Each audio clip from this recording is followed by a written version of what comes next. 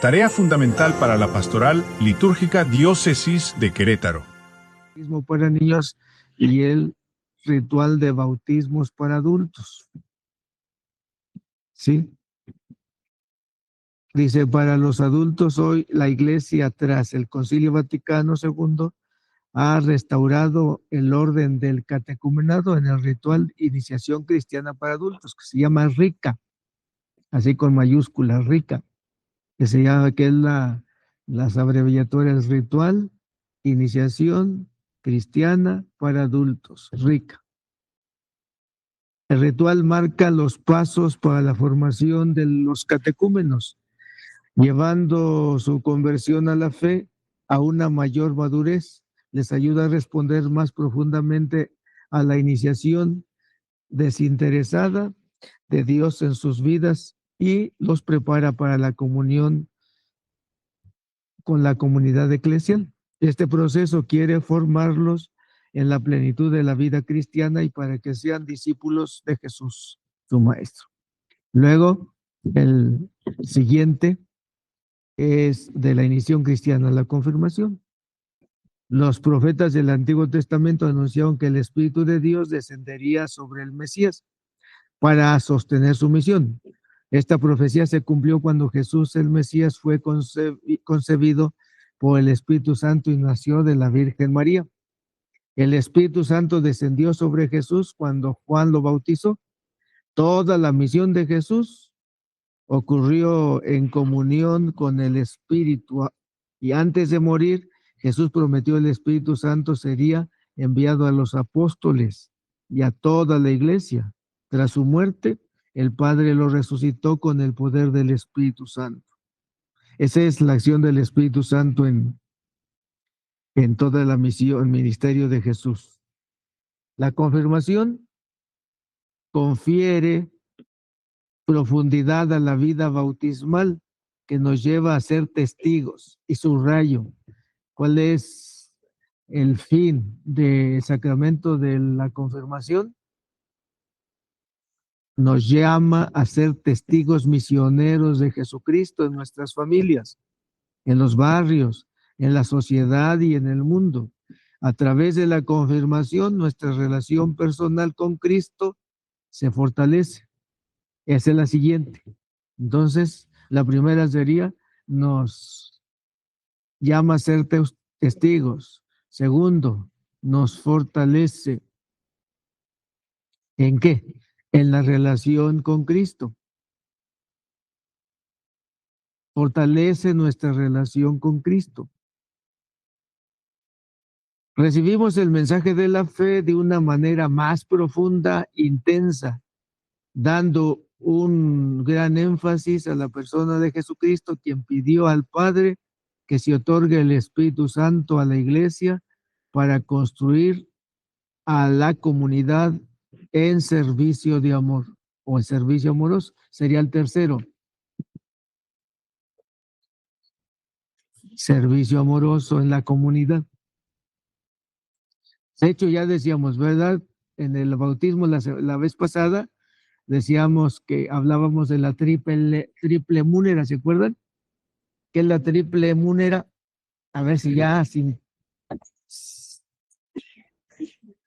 nadie se acuerda de la triple múnera por el bautismo, dice. En el bautismo recibimos la triple múnera. No, la triple múnera. Tampoco, pues híjole. Y eso que ya pasaron por... ¡Ay, hijas! Somos hijos de Dios. Profetas, sacerdotes y reyes. Esa es la triple misión. Sí. La triple múnera, la triple misión. Que sea por el bautismo, somos sacerdotes, profetas y reyes. Prácticamente es lo mismo lo que dice aquí, se fija, son tres. Nos hace testigos, luego nos fortalece en la relación con Cristo y el servicio a la comunidad. Es decir, lo que recibimos en el bautismo se fortalece, se magnifica, se magnifica con la confirmación, gracias a la fuerza o a la acción del Espíritu Santo. Por eso bien podríamos decir, ¿por qué estamos nosotros ofreciendo un servicio en nuestra comunidad parroquial? Por la acción del Espíritu Santo, que se fortalece en el bautismo. Es más común decir que por que nosotros somos sacerdotes, profetas y reyes gracias al bautismo, ¿no? O que en el bautismo recibimos la triple misión. Pero esa triple misión se fortalece con el sacramento de la confirmación. No le añade nada más, podríamos decir, a lo que ya recibió en el bautismo, sino se magnifica. ¿Para qué? Para que se haga algo real, que no sea nada más de palabras, sino de acción. Y nos mantenemos en el ministerio durante tantos años. Ustedes ya son servidores en su parroquia durante muchos años. Es gracias a esa acción del Espíritu Santo. Ni un cabello de la cabeza se cae sin la acción del Espíritu Santo, dice, ¿no? Y creo que aquí es donde se hace palpable, visible, real. Aquí la cosa, en el ámbito pastoral, ustedes como catequistas, los que son catequistas, sobre todo los catequistas de iniciación cristiana, hemos de fortalecer esa convicción y meternos en la cabeza como catequistas de iniciación cristiana que hay que llevar al catequizando a esa convicción. Por eso no entendemos todavía que después de la confirmación, quien recibe la confirmación se vaya y que no esté inserto, metido en la ministerialidad de la parroquia. Y yo digo de la parroquia para que sea algo más concreto. O sea, es de la iglesia en general, pero pues todo se concretiza, toda acción pastoral, ¿no? Y toda acción ministerial se concretiza en los ministerios parroquiales.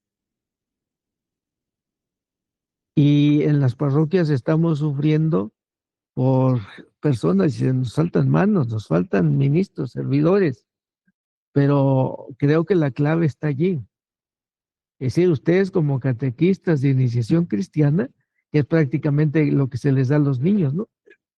Cuando hay catequesis infantil solamente en la parroquia, que es la mayoría, y menos a los sacramentos de iniciación cristiana para adultos, esa parte es la que tenemos que ponernos como meta o como objetivo. Que si no el 100% de los que reciben los 3 sacramentos de iniciación cristiana permanezcan, se inserten en la vida ministerial, en el servicio parroquial. Ya quisiéramos que fueran el 50%, ¿no? ¿Cuántos se quedan? ¿El qué? ¿El 2%? ¿De 102 personas se quedarán o más? Pues es que eso hay que verlo cada año. ¿Cuántos? A ver, ¿cuántas generaciones has sacado de iniciación cristiana en todo el ministerio que llevas? 35 años, pues 45 generaciones. De esas, ¿cuántas están? Pues sí, como catequistas y de ahí de los grupos, como yo les doy a los adultos, sí hay perseverancia, pero sí es, o sea, un 1 o 2%. Lo que les digo, es sí, un poquito. Mucho trabajo, mucha inversión, pero poco fruto. Ahora, aquí la cuestión es que yo trabajo con los adultos. Pero es mejor todavía. Es lo mismo. No importa. Es decir, el objetivo es tanto para los catequistas de niños, adolescentes y jóvenes, como para los de adultos. Cuando hemos tenido los grupos de confirmación para jóvenes, eso está padre, porque sí los logramos jalar un poquito más. Pero cuando se va a las confirmaciones de niños, es muy difícil retener. Pero eso tendría que ser decir, hay que cambiar las estrategias y ponerse las metas. Pero es que rara vez saber quién Pues por eso, pero es porque llevamos una cultura en donde no nos hemos planteado eso. Es decir, en la programación al principio, a ver, la meta para este año va a ser que de los 50, no son más, como 150, ¿cuántos eran de confirmación cada año? Bueno, pues póngale, de los 80 que van a hacer la confirmación o la primera comunión para que sean los 3, por lo menos 20 se queden. Hay que convencer a los papás, pero tiene que ser pues eso, una catequesis orientada a convencer que el servicio parroquial es fruto de los sacramentos de iniciación cristiana, que para eso se reciben. Y de 20 a 2 va a ser mucho. Es decir, y en la evaluación decíamos, a ver esto, pero que ya que en este año, el año pasado fueron 2, ahora fueron 10. Vamos a tirar que el año que viene sean 20. Porque en este sentido de la ministerialidad tenemos que decir, ¿cuál es el semillero de los servidores en la parroquia? Pues tienen que ser aquellos que reciben el sacramento de iniciación, o los que ya los hemos recibido. Veo que en ese tiempo, como reciben los sacramentos de iniciación cristiana, los niños, como dices, entonces se ha propuesto como estrategia los retiros de querigma, para que los adultos que recibieron los sacramentos de iniciación cristiana de niños puedan caer en cuenta, tomar conciencia de esto. Que no se puede recibir los sacramentos de iniciación cristiana y después vivir como si no fueran católicos. Que no se puede recibir los sacramentos de iniciación cristiana si no te metes en la vida ministerial de la parroquia. Pero eso, ¿a quién le toca? Que haga esa conciencia, al catequista. ¿Cuál es la conciencia del catequista? Yo voy a ayudar a estos papás y a estos niños, adolescentes, jóvenes y adultos para que cumplan un requisito. Si no ha recibido los sacramentos de iniciación cristiana, los reciban. Hasta allí. Por eso la conciencia, el mensaje y la meta es que reciban los sacramentos. Una vez que reciben los sacramentos, adiós. Y ahí le andamos batallando, ¿no? Por eso cuando decimos la iglesia es esencialmente misionera y que cada bautizado es un evangelizador, un predicador, ese tiene que ser la meta. Pero tenemos que proponérnoslo. Aquí, por ejemplo, en el pueblito, nosotros llevábamos yo les daba confirmación en la escuela a los chicos de secundaria y preparatoria, y luego lográbamos que hicieran apostolados, y ahí era una forma de enganchar. Pero ahora regresan a que no, ahora se quemó.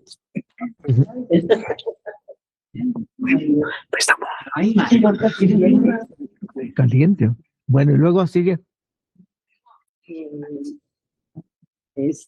Ahora acaban de regresar desde el año pasado, de que ahora son las confirmaciones primero y luego las primeras comuniones.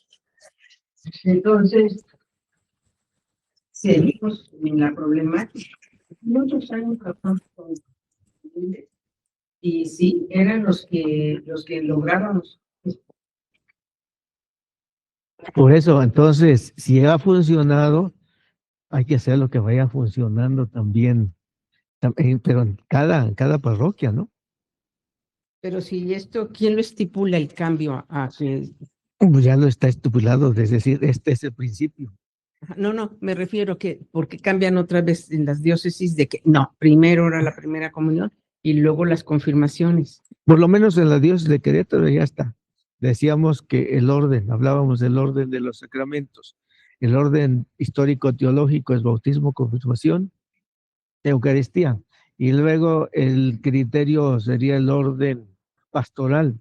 Y el orden pastoral, pero es con esa intención. La intención dice, vamos a cambiar el orden: bautismo, Eucaristía y confirmación.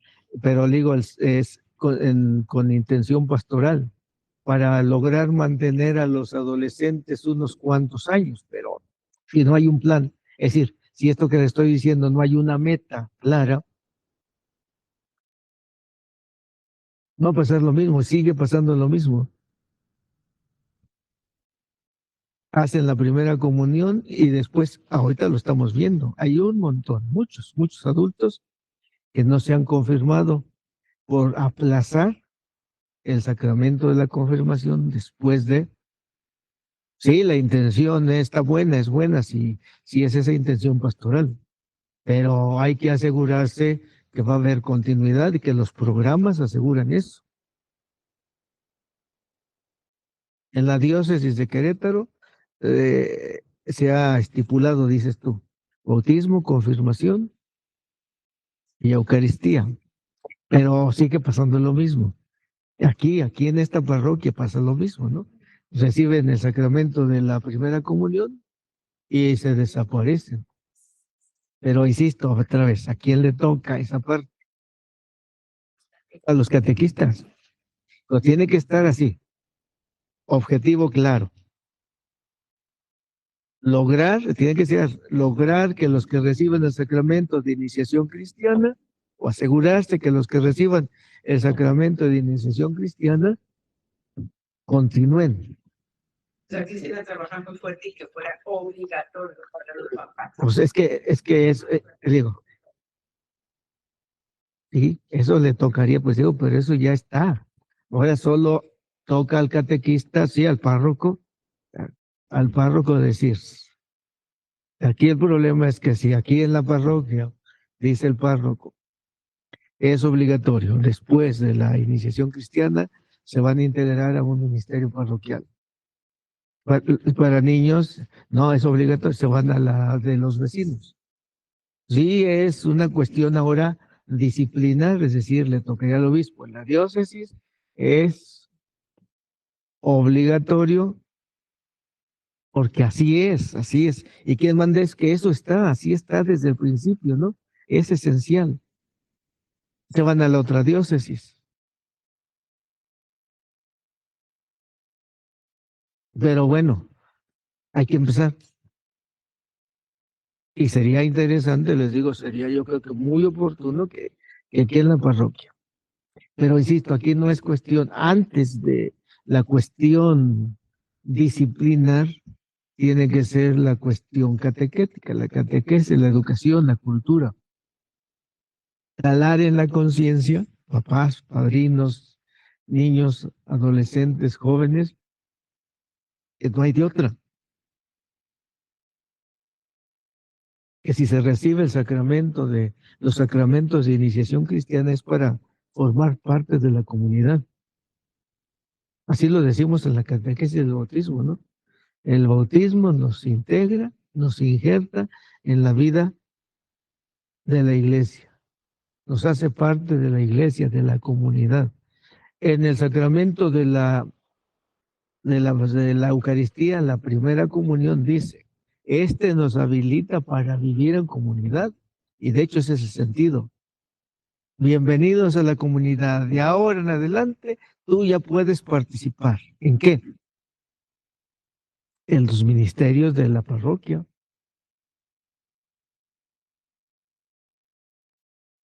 Por eso nosotros cuando en la regla de vida decimos, tienes que eres parte de una parroquia. Y el requisito para que te sientas parte de la parroquia es que estés dentro de un ministerio parroquial.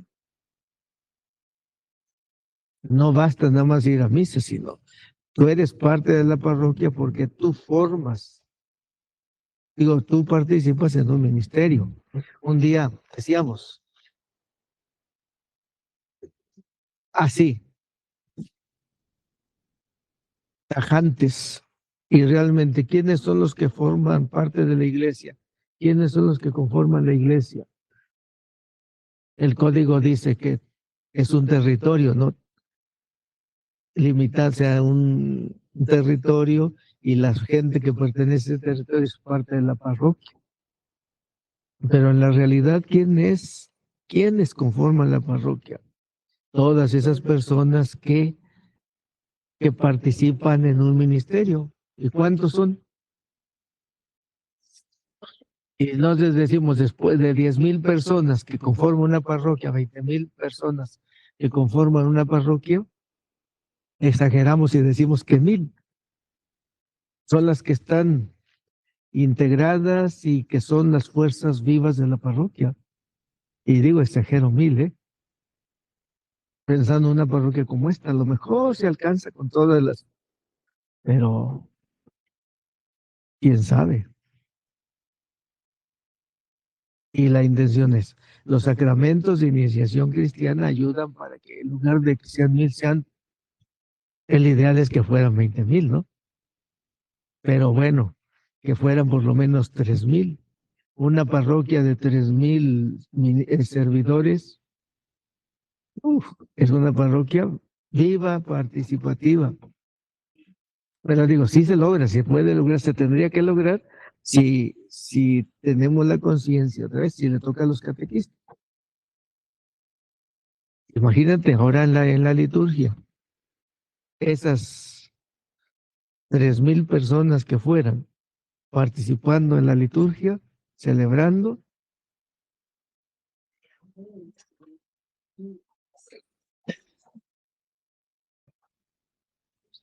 Sí, don Pedro. Padre, lo que usted está desentrañando para que todos se involucren. Fíjese que estaba yo recopilando la información mentalmente cuando llegó la catequesis especial vicentina a la Esperanza. Yo la desconocía. Y cuando empezamos a trabajar esta catequesis trabaja de dos maneras. Una, para los niños especiales y segundo, para los papás de los niños especiales. El mismo día se reúnen los niños y los papás y por separado se les da su catequesis a los papás y a los niños. Creo yo que en el caso de la catequesis para los niños es importante también involucrar a los papás el mismo día para que ellos se vayan involucrando en la parroquia. Y más que en la parroquia, que vayan ellos abriendo su corazón para que el Señor obre en ellos y que no sean como aquellos que hemos escuchado, pues ya cumplimos y ya nos vamos.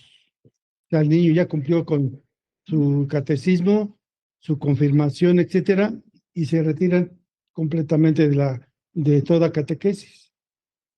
Creo yo que sería algo muy bueno que se diera la catequesis de niños junto con los papás, nada más que eso sí, se necesitan evangelizadores para que atiendan a los papás, aparte de los catequistas. Sí, digo que se trata de buscar, bueno, primero se trata de tener el propósito de eso, ¿verdad? Porque si no hay el propósito, seguimos siendo lo mismo. El catequista sabe que, les decía la vez pasada, aquí la cosa es que no lo decimos, pero en el fondo ahí está, ¿no? Mi compromiso con ustedes, papás, padrinos, es les vamos a preparar a sus niños para que reciban el sacramento de misión cristiana y bye bye. No lo decimos, pero en el fondo ahí está. El mensaje es ese. Gracias por ayudarnos para cumplir nuestro compromiso. Entonces ahora, ¿cómo le hacemos? Que a partir de este año, el otro, como coordinadora de catequesis general del parroquial, vamos a hacernos este propósito. Cambiar las estrategias que tengamos que cambiar, buscar otras nuevas que funcionen, pero la meta no va a ser ayudarles a cumplir su compromiso, sino hacer que se queden en un servicio parroquial. Y aplica para papás y padrinos, dice. Pero, o sea, dice la estrategia que propone don Pedro es que reciban la catequesis los papás y los niños juntos. Debe funcionar, es una buena. Al principio no van a querer, pero unos poquitos que quieran, se va logrando poco a poco. Es lo que tenemos aquí en la parroquia. Sí, ¿vienen juntos? Bueno, vienen el mismo día, la misma hora, nos retoma a todos los papás, pero no se quedan en la... Eso es lo que les digo, entonces hay que buscar estrategias para que se queden y estrategias, pero se dio para que se queden después o decirles, no sé, algo se tiene que hacer. Padre, ¿se acuerda usted que cuando estaba en la Esperanza, yo le planteé que en lugar de hacer las prácticas prebautismales como se estaban haciendo 1 o 2 días, que por qué no se les hacía a los papás y padrinos a la vez, pero en una forma de un querigma, para que tanto los papás y padrinos se involucren en estas pláticas. Y ya posteriormente, pues, es el gancho para empezar a trabajar con ellos. En la catequesis allá no lo logramos así en la catequesis, pero sí en el grupo de misioneritos. Comenzamos un grupo como de 20 misioneritos y el requisito es, y lo logramos también en el curso de monaguillos. Recuerdo que era un grupo de monaguillos también como de 20, distintos, 2 grupos, ¿no? Uno de monaguillos, pero la mayoría de ellos eran hiperactivos, los chiquillos. Y el primer día yo no pude solo. Y ver a las mamás llegar, aquí están los niños, hijo, ¿qué hago con estos niños hiperactivos juntos? Y yo les dije, vamos a seguir el curso, pero ayúdenme. Y eran tan hiperactivos, tan difícil con ellos que decía, téngalos ahí en sus piernas y abrazaditos para que no se muevan. Pero dije, ayúdenme. ¿Y cuál va a ser el requisito? Vénganse mamás y cada quien cuide hágase responsable de su niño. Vamos a hacerlo de esta manera y las mamás lo entendieron. Y entonces digo, hay algunos que sí tenían que tenerlos allí nada más un ratito. Y luego ya las dinámicas las hacían las mamás. Fue bien padre, ¿por qué? Porque sí se logró ese objetivo. En lugar de tener un equipo de monaguillos, tenía 2 equipos, porque las mamás aprendieron lo mismo que, sí, al principio, los primeros días, la mamá estaba con el monaguillo que te llevaba el cereal, estaba la mamá. Porque mamá, ahorita voy al baño. Y a la vete, ándale. Pero a la larga, después de pasando el tiempo, 1 año en la práctica, se hicieron disciplinados, ¿qué será?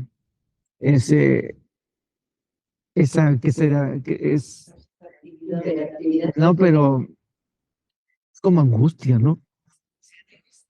Nervios de querer, lo lograron. Y entonces digo, salí ganando porque ya después les decía, ya que los niños podían ellos estar tranquilos, disciplinados, que entendieron de que el ser monaguillo, el estar en el equipo litúrgico requiere concentración, disciplina, tranquilidad, y lo lograron. Entonces ya tenía 2 equipos. Hoy le toca al equipo de las mamás, hoy le toca al equipo de los niños, ya no tenían que estar juntos.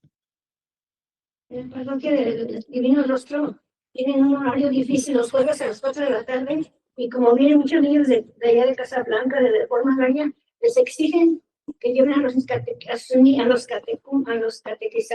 con su papá o con su mamá y les dan clases. Así lo hacen ahí en el Divino. Sí, digo, sí se puede.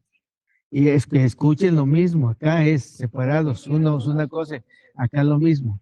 Digo, ¿qué pasó con los misioneros ahora? Cuando vi que esto funcionaba, entonces ahora lo apliqué con los misioneritos. vamos a dar la clase, pero van a ser las mamás. Las mamás se convirtieron ahora en catequistas, porque y era con doble finalidad, que las mamás, y era nada más porque era muy dinámico, entonces en lugar de tenerlos juntos, hacíamos lo que llamamos pandillas, de 5 niños, de 3 niños, y luego la mamá a base de juegos y dinámicas. Y era la mamá la que estaba en medio de, y entonces hacía la dinámica. Y la doble intención era esa, que ellas fueran ellas mismas fueran catequistas, ya les dábamos el programa, les damos las actividades que hacían, las practicábamos antes, y ellas las aplicaban ya. Y luego, como era misión, teníamos que ir de misión a visitar casa por casa, a ver los enfermos, a venir a un asilo. Entonces las mamás, para no pedir los permisos y todo eso, las mismas mamás llevaban a los niños en sus carros, y les gustaba tanto a los niños y les gustaba tanto a las mamás que eso funcionó. Si así es posible, la cosa es buscar las estrategias, y funcionó tanto que eso ya hace casi va a ser 15 años. Y esos jóvenes y esas mamás todavía están allá. Siguen todavía metidas en la vida parroquial. Ya, es posible, pero era con toda la intención. Y aquí es lo que convence a los papás y a las mamás, es primero meterse, vivir la experiencia y ver que les sirve mucho.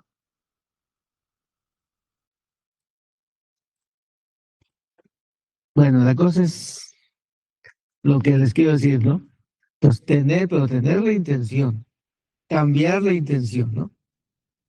No es ayudarles a que cumplan su compromiso, sino a lo que queremos es que se integren a la vida parroquial. Así de claro. Para eso sirve la iniciación cristiana. Bueno, después de acá aparece está conectado. Entonces, sacramentos de sanación, que es la penitencia y la reconciliación y unción de los enfermos. El sacramento de la penitencia es una experiencia del don de la misericordia sin límites de Dios.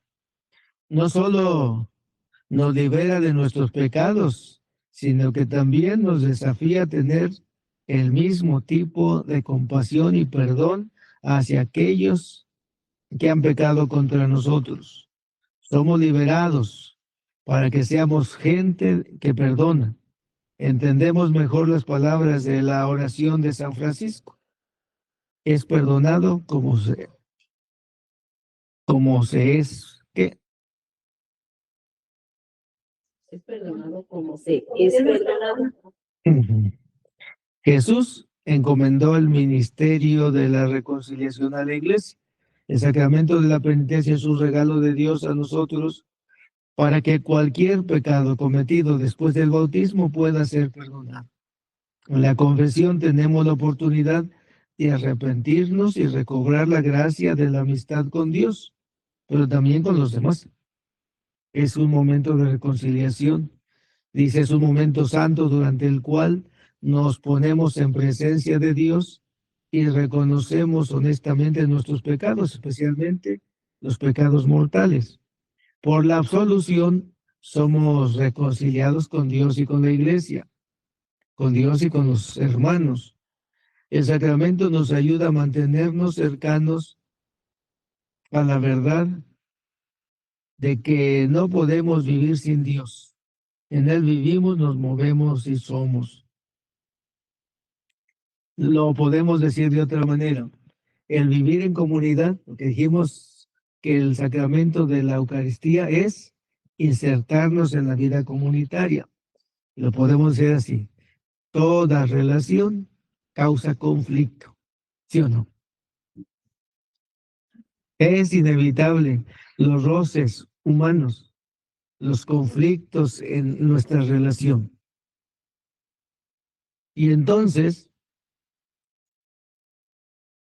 los efectos del roce causa desajuste, decíamos, ¿no? Y todo desajuste causa herida, sufrimiento y dolor. Para eso está el sacramento, pues son sacramentos medicinales, ¿sí? Son remedios para sanar las heridas causadas por los conflictos provocados, por los roces provocados, por los sentimientos provocados en toda relación. ¿Quién podrá decir que no tiene roces y que no tiene conflictos en la relación? No, nadie se escapa. Son inevitables. Para eso Jesús nos puso. Él sabía. Toda relación causa conflicto. Y conflicto causa sentimientos. Y esos sentimientos causan heridas, sufrimiento, dolor. Entonces el perdón de los pecados hacia Dios y hacia los demás. Pero más hacia los demás, ¿no? Y entonces por eso está. Y entonces podríamos decir, hay dos remedios. Uno que es el ordinario, el de todos los días, como cuando nos duele la cabeza, paracetamol. Cuando nos duele, paracetamol. Cuando nos duele, paracetamol. Es el de todos los días. Antes era aspirina, antes era mejoral, pero es paracetamol. Puede decir, cuando nosotros tenemos conflicto y rompimos relación, confesión. Que aquello y aquello otro, que ya nos ofendimos, que ya nos sentimos mal, que sentimos sufrimiento y dolor, para hacer, digo, la confesión. Por eso no imprime carácter, porque es ordinario, es del día a día. Porque nos da nos da fortaleza, nos limpia el pecado, sí, para poder perdonar y reconciliarnos. Pero pasa lo mismo acá. Aquí muchos nos confesamos para aliviar el dolor. Es decir, se nos perdonan los pecados, nos alivia el dolor, pero no llegamos al paso siguiente. El paso siguiente es reconciliarse. Y por eso toda penitencia que se ponga no solo es para aliviar el dolor. Sí, toda penitencia es medicinal y hay que ponerle ahí. Toda penitencia en el sacramento de la reconciliación es medicinal.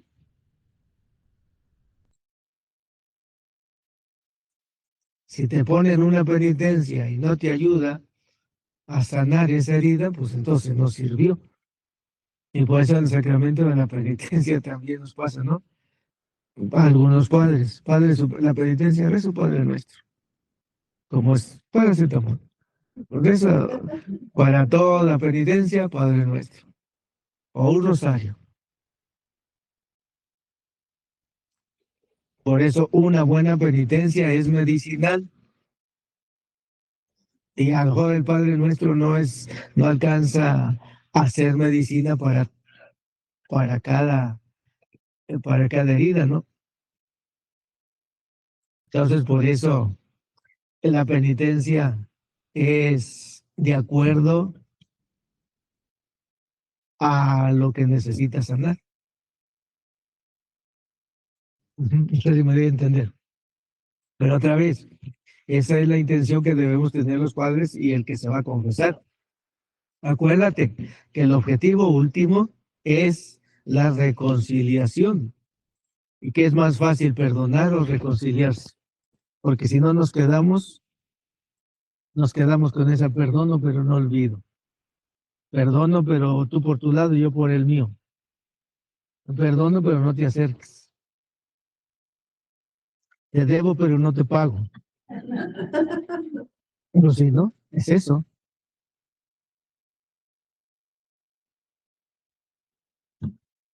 Perdono, pero no te pago. Entonces, no se llega hacia allá.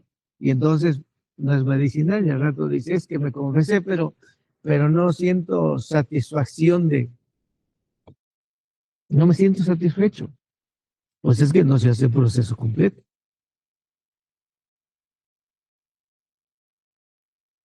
Entonces ve, cuando ya te reconcilias y que no hay nada más grandioso que la reconciliación, ¿verdad? La paz interior que se provoca el poder acabar con el conflicto. Pero pasa lo mismo que en los sacramentos de iniciación. No le damos el golpe, que es la reconciliación. Bien, el sacramento de unción de enfermos. Este sacramento de unción de enfermos, que también es de los medicinales, solo que este no es el de para todos los días. Ese es, ¿mande? En caso de emergencia. Sí, ese es en caso de emergencia. Por eso se llama también sacramento de la extrema unción. En caso de emergencia. Y es el último sacramento. ¿Cuál es el último sacramento? No en el orden de los 7, sino el último, el de la vida. Es la extrema unción. Y por eso dice solo en caso de emergencia. Solo en caso de necesidad. Esa era la intención, ¿no?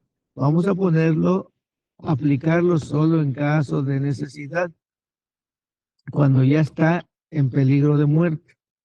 Y por eso muchos, cuando dice, llévele la unción a mi enfermito, dicen, no, porque eso significa que ya. Y le tenían miedo al sacramento de la unción de los enfermos. La Sacrosantum Concilium hace un cambio y lo hace más ordinario. También no imprime carácter, pero sigue teniendo de todos modos esa característica, solo en caso de necesidad. Y también hay que fortalecer la catequesis, ¿no? Porque para que surtan los efectos se necesita así la fe de la iglesia, la disposición de quien lo recibe y luego los requisitos que esté enfermo, sí, que esté en gracia, que esté enfermo, o sea, una enfermedad crónica que ponga en riesgo la vida, que ya esté ancianito, porque también ya algunos achaques de los viejitos, aunque no estén enfermos, está en riesgo su vida, una enfermedad crónica, o que esté en inminente peligro de muerte. ¿Vale? Por eso los que no pueden hablar para confesarse, por eso es en caso extremo, ¿no? En caso de emergencia, con la unción se le perdonan los pecados. Y si se puede confesar, que se confiese. Y entonces se aplican 3 sacramentos en este caso, en inminente peligro de muerte. La confesión, si todavía puede hablar, el viático y la unción.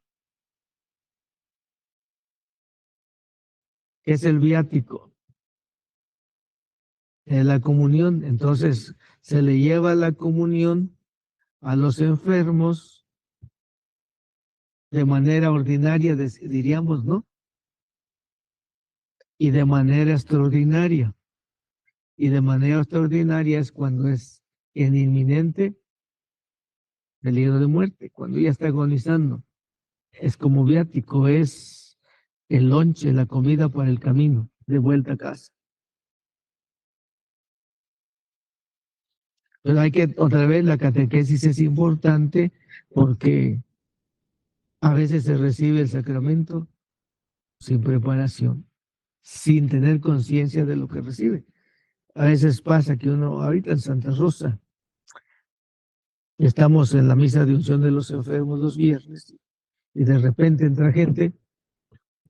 ¿Qué están haciendo? Ungiendo. Pues aprovechando de una vez, ¿no? Reciben el sacramento de la unción, ¿por qué no le puedes decir, oiga, no lo reciban? Lo reciben y se van. ¿Con qué conciencia? ¿Está enferma? No. Aprovechando. O acercan a los niños, las mamás cuando con los niños, ¿no? Pues sí, ya que están ungiendo pues de una vez y está enfermo, no. Entonces, no cumple la condición, ¿no? Si no estás enfermo, pues no. La condición es que estés enfermo ¿Y luego de qué enfermedad? Enfermedades que ponen en riesgo la vida. Es que me decís, me dio gripa, pero es influenza y de esas que están bien feas. Pues orales. Pero si es una gripa normal, paracetamol. Si es un dolorcito, paracetamol. No. O sea, si no se pone en riesgo la vida.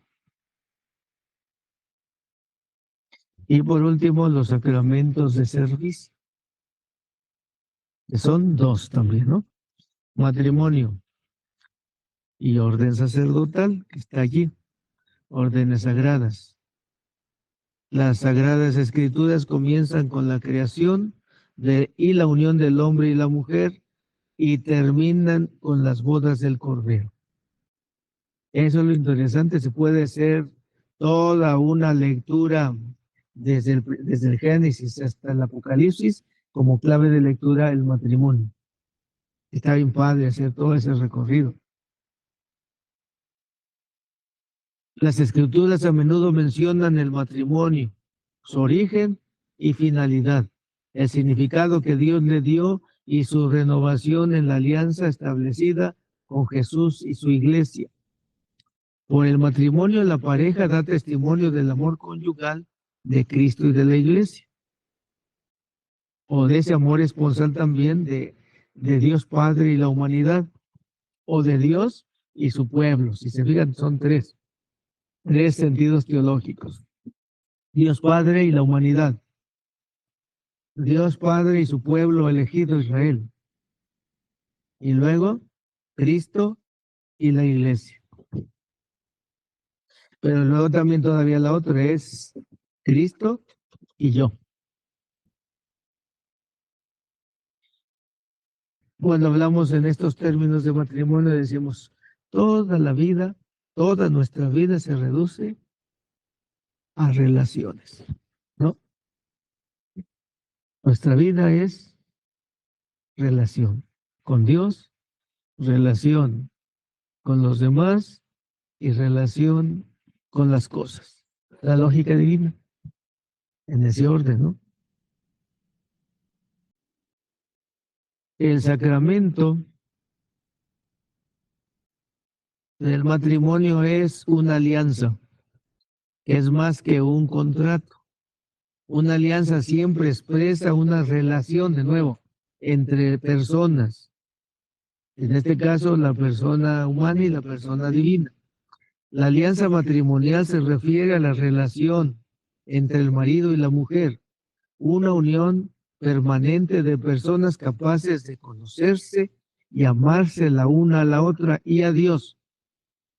La celebración del matrimonio también es un acto litúrgico que se celebra apropiadamente con una liturgia pública en una iglesia. Se pide encarecidamente a los católicos que celebren su matrimonio dentro de la liturgia eucarística.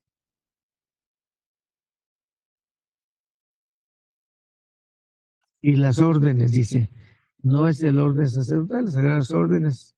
Desde el momento de la concepción de Jesús en el vientre de la Virgen María hasta su resurrección, él estuvo lleno del Espíritu Santo. En el lenguaje bíblico, él había sido ungido por el Espíritu Santo y por tanto había sido establecido por Dios Padre como nuestro sumo sacerdote. Como el Señor resucitado, él continúa siendo nuestro sumo sacerdote, mientras que todos los bautizados participan del sacerdocio de Cristo. El sacerdocio ministerial participa de él de una forma especial mediante el sacramento del orden. La ordenación al sacerdocio siempre ha sido una llamada y un don de Dios. Cristo recordó a sus apóstoles que necesitaban pedir al Señor de la cosecha que mandase trabajadores para cosechar. Aquellos que buscan el sacerdocio responden generosamente a la llamada de un Dios usando las palabras del profeta. Aquí estoy, Señor, envíame. Esta llamada se puede reconocer y entender entre los signos diarios que revelan su voluntad a aquellos encargados de discernir la vocación al candidato. Dicho de otra manera, ahora ya habíamos visto también ese esquema, ¿verdad? Hay dos tipos de sacerdocio: sacerdocio común, que se recibe en el bautismo, en la triple múnera, somos sacerdotes, y el sacerdocio ministerial, que se recibe en el ¿qué? Sacramento del orden. Y hay tres niveles o tres órdenes, ¿no? Diaconado, presbiterado y episcopado. Por eso dicen las órdenes.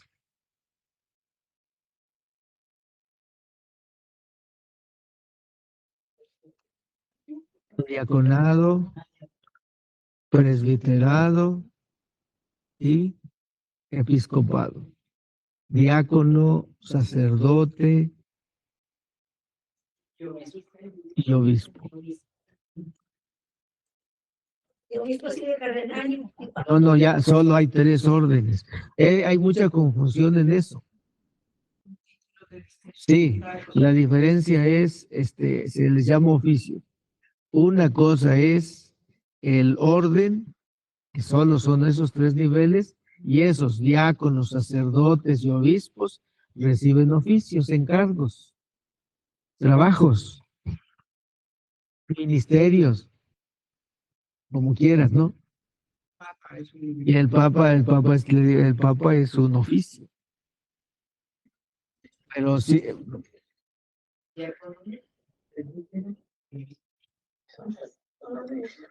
el orden sacerdotal. El sacramento del orden está dividido en tres, ¿no? Diaconado, presbiterado y episcopado. No hay más. Por eso decíamos, en cuanto al orden, pues el orden, el nivel más alto es obispo. Y entonces todos los cardenales, el papa, son obispos. Ya no hay un nivel más arriba. Solo en cuanto a sus... por eso llama el papa, es el obispo de Roma. Y tiene el mismo nivel, la misma categoría que el obispo de la diócesis de Querétaro. Solo que sus encargos, sus trabajos, su oficio, uno es ser papa y otro solo ser. Y puede ser que les den título de cardenal o ¿qué más? Arzobispo. Pero son encargos, funciones, ¿no? Como párroco, como vicario. Entonces hay párroco, vicario, pero también los obispos son arzobispos y cardenales. Y decíamos que un párroco es el encargado, o sea, es el encargado, son encargos, encargado de una parroquia. El oficio del vicario es ayudarle al párroco con el servicio en la parroquia. El arzobispo le ponen de encargo de coordinar un grupito de obispos, de diócesis. Como el decano es el encargado de coordinar un grupito de parroquias. Como el cardenal tiene unos trabajos ya muy específicos para ayudarle al papa. Y el papa tiene el oficio, el encargo de coordinar, si quieren, a toda la iglesia. Como un cargo de decir, acá el coordinador, el presidente, como le llaman, de la tarea fundamental de la liturgia. Eso no es que me dé un nivel más elevado en cuanto al orden. Somos sacerdotes igual. Y el vicario general no es más que un sacerdote común en ese sentido. Solo tiene un encargo muy específico. ¿Sí? Y cada uno se mueve solo en el oficio que le toca, ¿no? Por eso yo, si un párroco dice, yo soy párroco y estoy al nivel de el párroco de aquí de la parroquia, por lo tanto yo puedo ir a la parroquia de la Sagrada Familia, hacer lo que yo quiera. No. Por eso sus delimitaciones.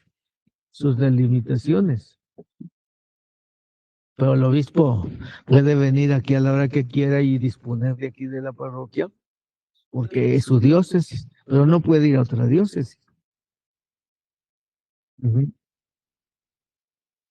Como tú eres allí la encargada de tu casa, y en tu casa tú mandas, y no puede llegar alguien a mandarte y a ningunearte en tu propia casa, ¿no? Lo podrá hacer en la suya, pero no en la tuya. No puede llegar tu hermana a decir, dame las llaves de tu casa, porque soy tu hermana. Podría ser que tu mamá sí te diga, dame las llaves, porque es mi casa, y tú eres mi hija. Pues mamá, pues es tu casa, pero no podría decir, aunque es tu mamá, dame las llaves de tu casa porque soy tu madre, pero no es su casa, es tu casa. Eso es lo que hay que, a ese nivel y de esa manera se van moviendo los encargos, los oficios. Ujú. Bueno, creo que El decano, padre. por eso el decano es coordinar a un grupo de parroquias, a coordinar a los párrocos de ese grupo de parroquias.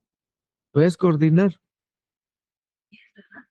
No, es que no necesariamente, es variable el número. Bueno, creo que con eso le damos el repasito a lo que ya hemos visto. Lo que sigue después acá serían si se fijan, ahí algunos son las sacramentales, que también ya habíamos comenzado. Esto es nada más para recordar de nuevo y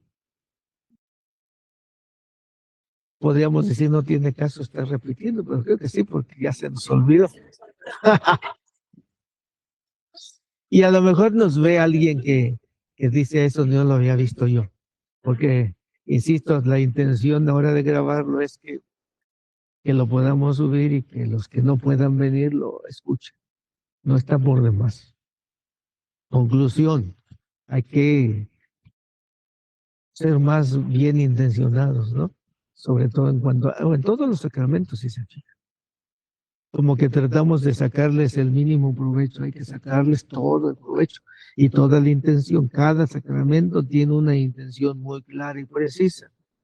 Solo que si no tenemos conciencia, o si la tenemos, pero no tenemos la intención de realizarla, pues nos quedamos cortos y podemos cantar y todo para qué. Mucho tiempo, mucho esfuerzo gastado y no logramos lo que realmente hace falta. Que seamos miembros vivos de la iglesia, fuerzas vivas de la iglesia. Amén. Les doy la bendición, el Señor esté con ustedes y la bendición de Dios Todopoderoso, Padre, Hijo y Espíritu Santo, descienda sobre ustedes, sobre su familia y permanezca para siempre. Esperemos que esto lo podamos distribuir a través de los grupos y si les sirve, mándenos comentarios, pero también sus sugerencias. Tarea fundamental para la pastoral litúrgica Diócesis de Querétaro.